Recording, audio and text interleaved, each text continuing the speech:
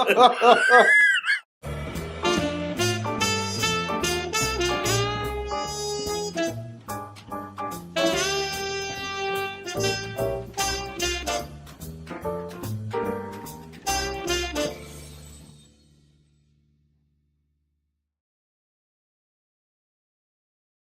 Geoff, you've got some similar senses of loss with all that's happened to you as well, the things that have triggered your change. Yeah, loss figures very largely in my life. My first major trigger point was in my early 30s. I'd been doing a job that I'd been told I was going to do since I was knee-high to a grasshopper, which is following my father's footsteps. And it was a job that I hated, and I rebelled against it and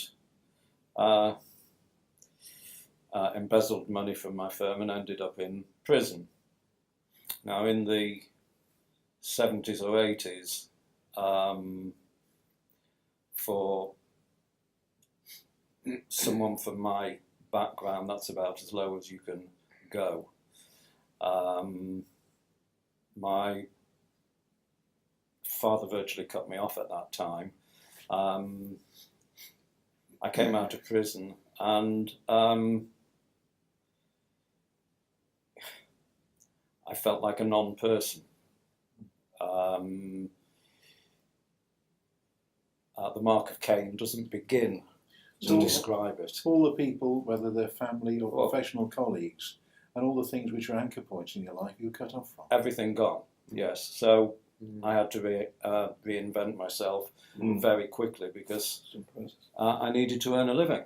I had young children, I had a wife, I had a mortgage to pay, so I variously worked in a fish and chip shop, ran a newsagent's, just to make ends meet.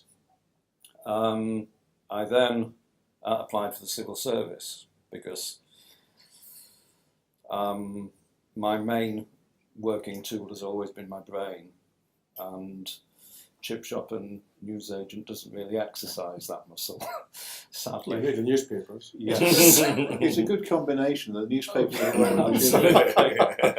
We were up to fishing times. Yes. So I joined the civil service. Things were very good. I worked up, and then the civil service started this process of what it likes to call rationalisation, which we all know is looking to make people redundant. Unfortunately, at the same time, my wife was diagnosed with cancer, and over a period of 5 years, I had to watch her dying in great pain, which puts a lot of your life into perspective. Yeah. She died, and within a week I was made redundant, which is a hard double blow.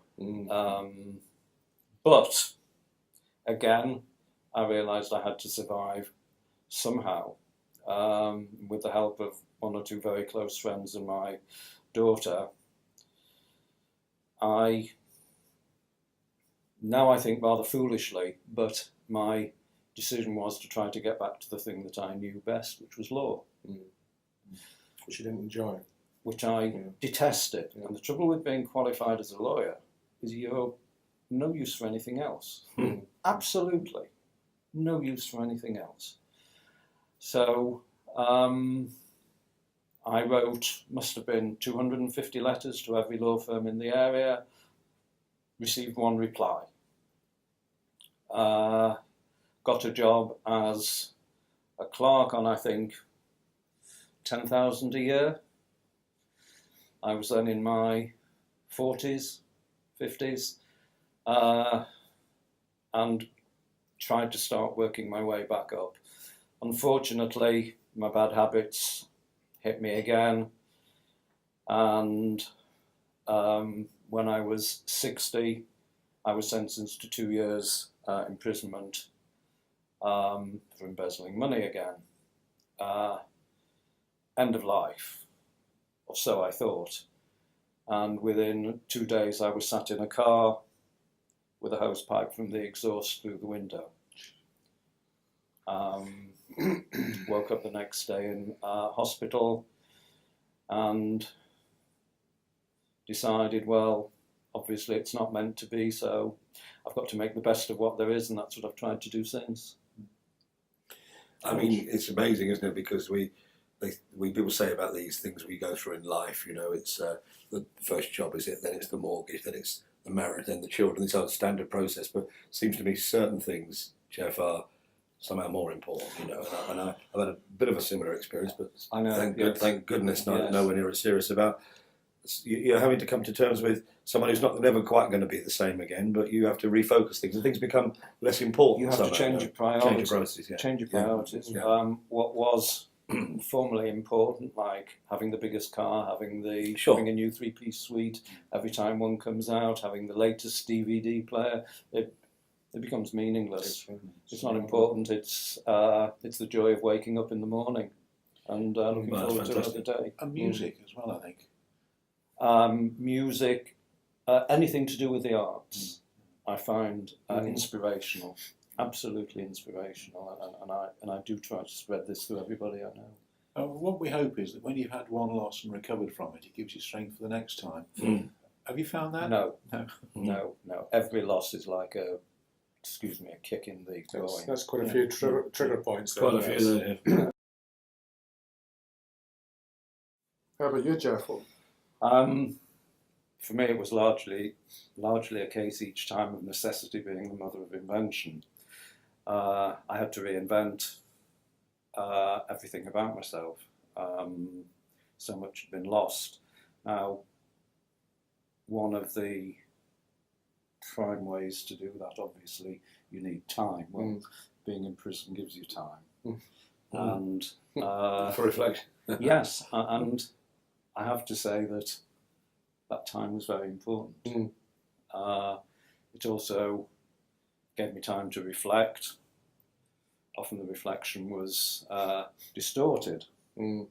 But you reflect and you think, where can I go? What can I do? Who have I got to support me? And that's where you develop a small team around you that give you that emotional support more than anything else. Because I often felt that I was quite by myself and was looking down on a performer in a play. Oh, yeah. And I had to